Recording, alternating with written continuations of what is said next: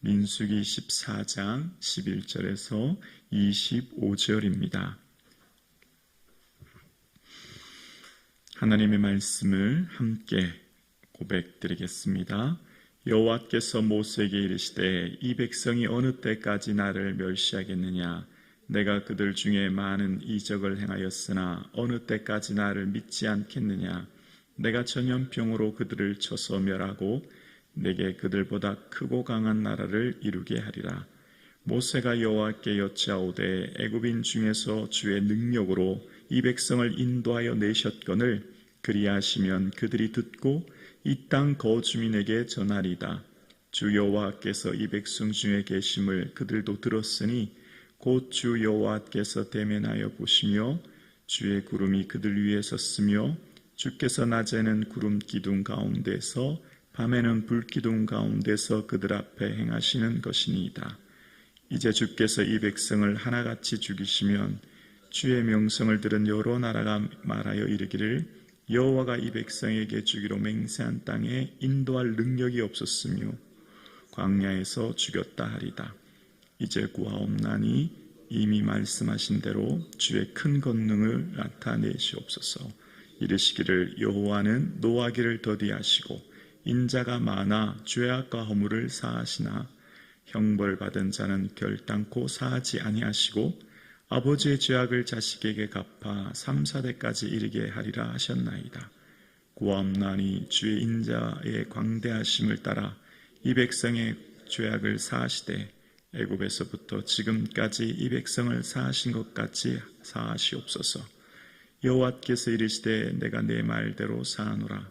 그러나 진실로 내가 살아있는 것과 여호와의 영광이 온 세계에 충만한 것을 두고 맹세하노니 내 영광과 애굽과 광야에 생한 내 이적을 보고서도 이같이 10번이나 나를 시험하고 내 목소리를 청종하지 아니한 그 사람들은 내가 그들의 조상에게 맹세한 땅을 결단코 보지 못할 것이요 또 나를 멸시하는 사람은 한 사람도 그것을 보지 못하리라.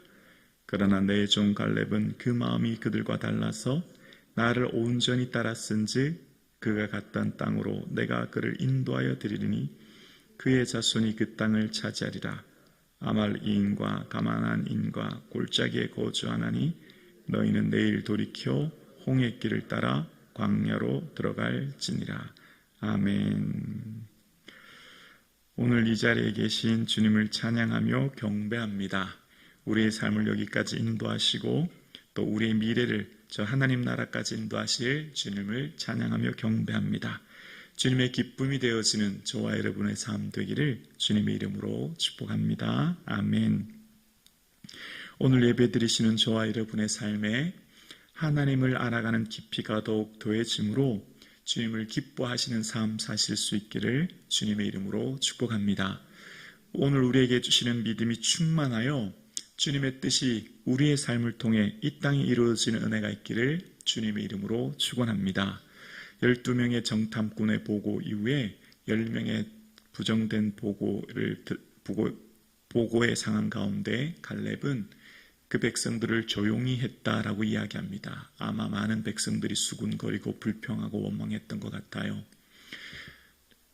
위기의 상황, 문제의 상황일 때는 조용할 때입니다. 조용의 원어의 뜻은 침묵이거든요. 하나님께서 홍해 앞에서 이스라엘 백성들이 막 원망할 때 우리가 애굽 땅에서 매장지가 없어 여기까지 왔느냐라고 불평하는 그들 앞에 하나님은 모세에게 너희는 두려워하지 말고 가만히 있어 내가 너희는 가만히 있어 내가 너희를 위하여 싸우는 것을 보라라고 말씀하셨죠. 우리 인생을 살다가 예기치 못하는 위기와 문제와 어려움을 만났을 때는 침묵할 때입니다. 가만히 있을 때입니다. 내 마음에 일어나는 수많은 불평과 원망과 수많은 생각들을 잠재우고 그때는 오로지 침묵하는 시간입니다. 하나님만 바라보는 시간이지요. 그래서 나의 영혼이 잠잠히 하나님만 바라보며 오직 그에게만 나에게 소망이 있도다. 저와 여러분의 삶 가운데 만나는 어떤 문제와 어려움이 있을 때는 그 상황 가운데 침묵하여 가만히 있어 하나님을 바라보시는 시간 되기를 주의 이름으로 축원합니다.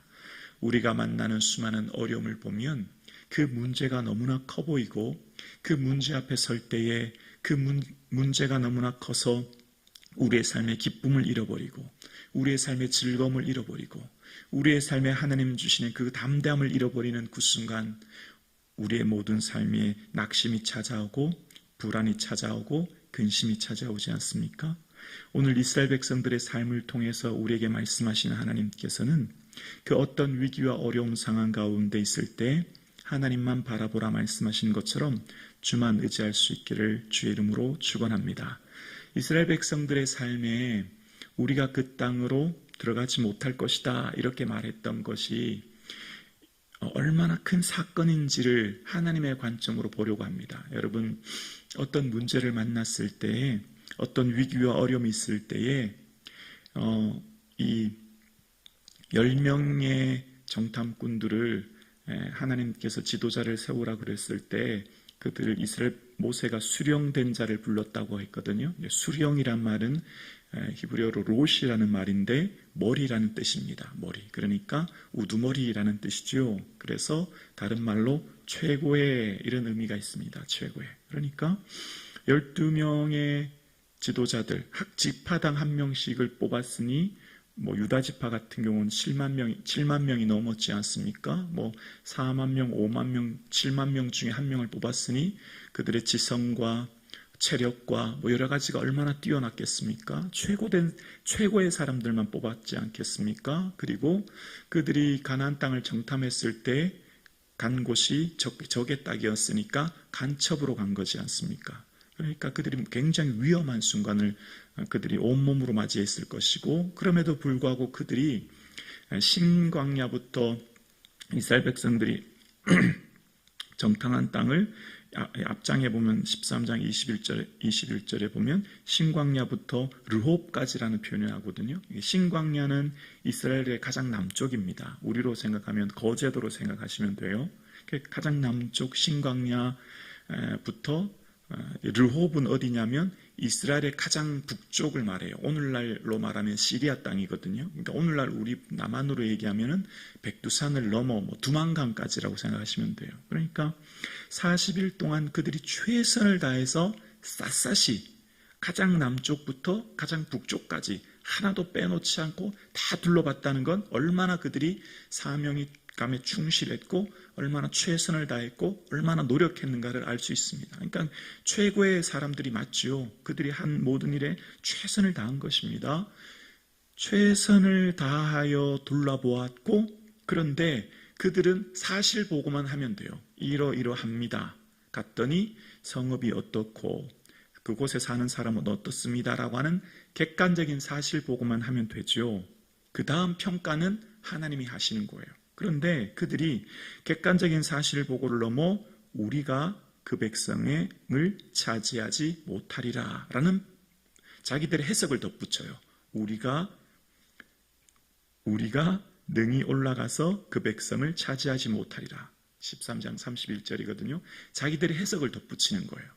사건에 대한 해석은 하나님이 하십니다. 여러분 잘 기억하세요. 우리가 일어나는 문제의 어려움은 그 문제의 어려움을 통한 해석은 하나님이 하시는 거예요. 하나님의 눈으로 그것을 해석하는 거예요. 아멘이십니까? 문제와 사건을 보는 눈은 우리나 세상 사람이나 똑같아요. 크다 작다 높다 낮다 그들도 우리로 똑같이 보는 것 아닙니까?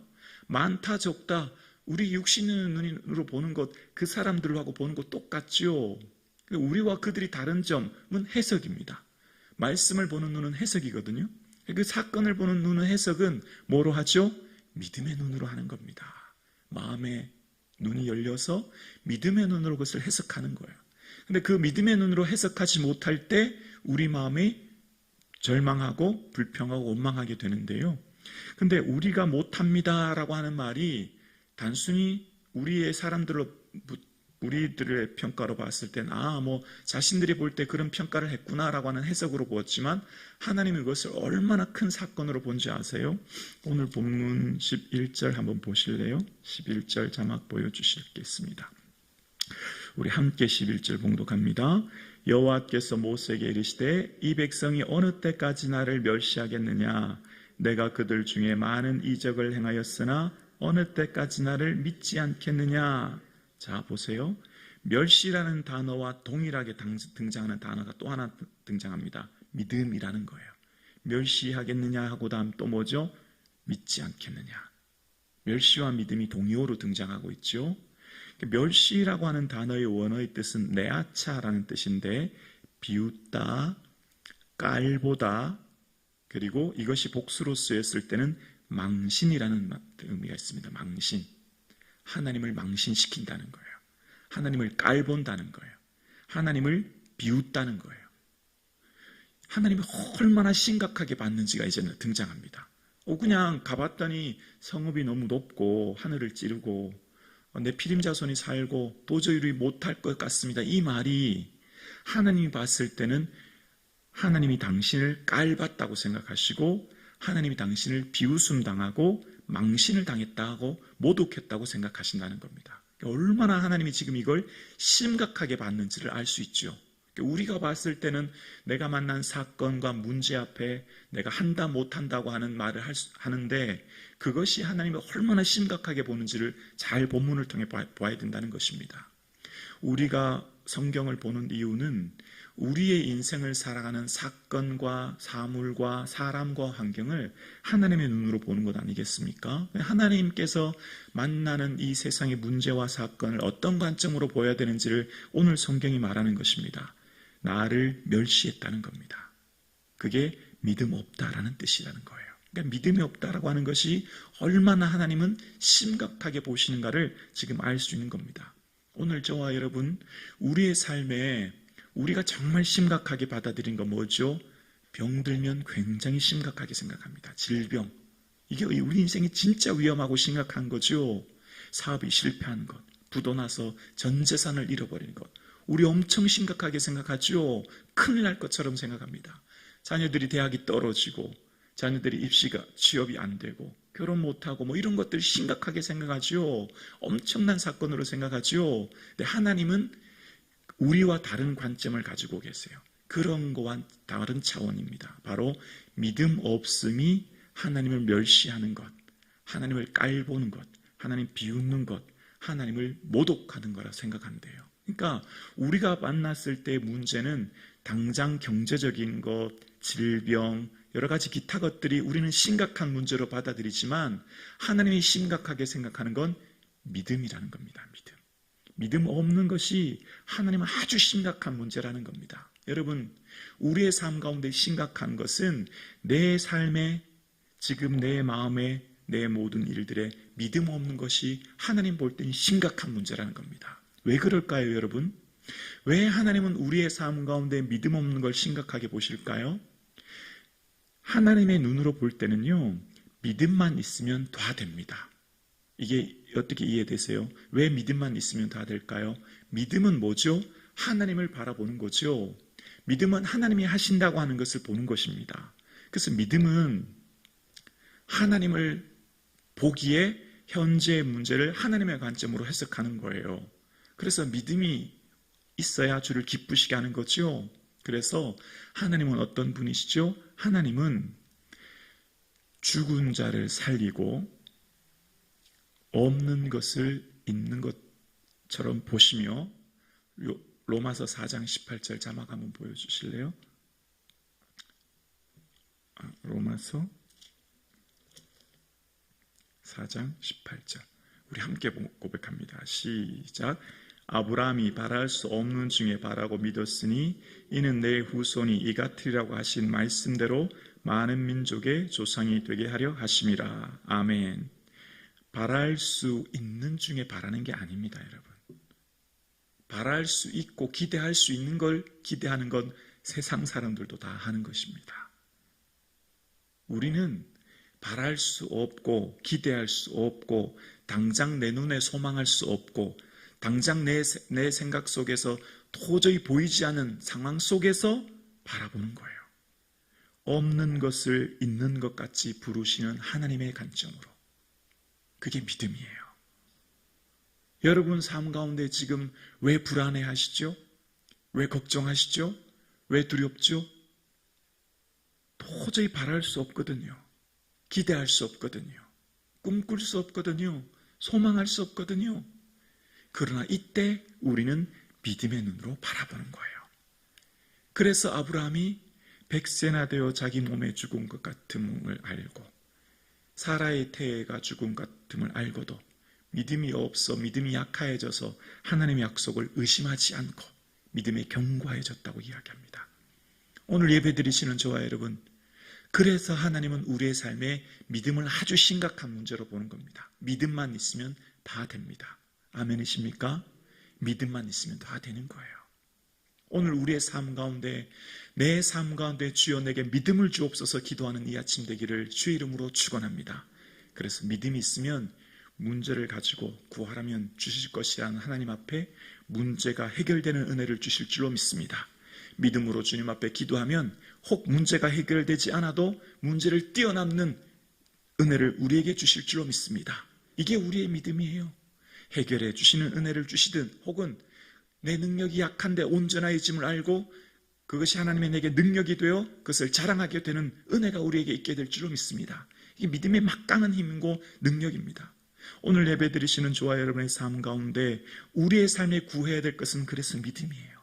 우리의 가정과 우리의 자녀들에게 주여 믿음을 주옵소서 기도하기를 소원합니다. 그래서 우리의 삶 가운데 믿음으로 기도하며 사는 삶은 하나님을 주인으로 고백하고 하나님의 주인이면 나는 뭐예요? 나는 종이죠. 그래서 24절 보실래요? 14장 24절이요. 함께요. 그러나 내 종 갈렙은 그 마음이 그들과 달라서 나를 온전히 따랐은즉 그가 갔던 땅으로 내가 그를 인도하여 드리니 그의 자손이 그 땅을 차지하리라. 아멘. 내 누구요? 내 종. 다른 사람들은 다 수령, 지도자라고 생각합니다. 내가 최고라고 생각하죠?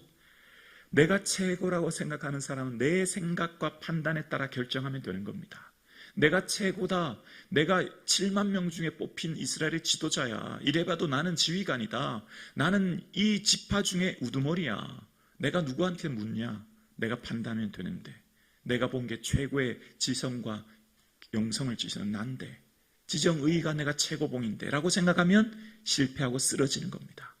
그러나 나는 종입니다. 하나님이 주인이십니다. 주님 말씀하옵소서. 엎드리는 사람은 하나님께 쓰임받는 거죠. 그래서 모세, 다윗, 모든 사람 위대한 지도자 앞에는 내 종이라는 표현을 씁니다. 종은 누구라고요? 하나님을 주인 삼아 묻는 사람, 하나님 말씀에 귀 기울이는 사람, 그리고 내 관점으로는 바라볼 수 없으나 바랄 수 없는 중에 바라는 믿음으로 생각하는 사람, 그 사람이 종인 거죠. 왜냐하면 종은 그저 주인의 시키는 대로 순종하면 주님께서 이루실 것이거든요.